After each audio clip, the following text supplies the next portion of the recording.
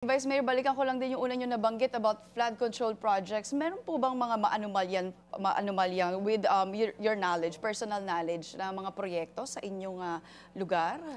Ang katotohanan niyan, Meiji, ang aming council sa bayan ng Reyna Mercedes ay napaka-aktibo.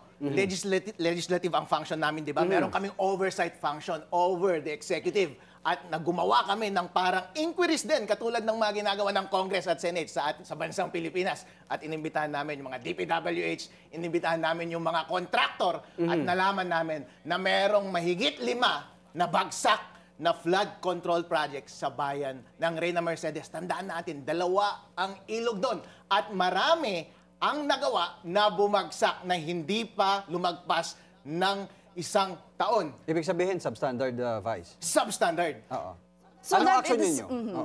Ang recommendation namin dyan, meron nga kaming ginawa ring hearing mula sa mga barangay captain. Ang tinanong namin sila, barangay captain, ano ba ang solusyon dito sa ating pagbaha? Sabi nila, Sir, yung mga project na ginagawa ng DPWH, sir, against soil erosion yan actually. Kasi napakalaki ng ilog, hindi mo matatakpan lahat yan. For hundreds of years talagang umaangat ang tubig sa Cagayan River at Magat River. Ang ginagawa lang ng flood control project ay para hindi mag-erode yung lupa nakainin ng mga ilog. Pero sabi nila, Sir, meron kaming mas mura na solusyon dyan.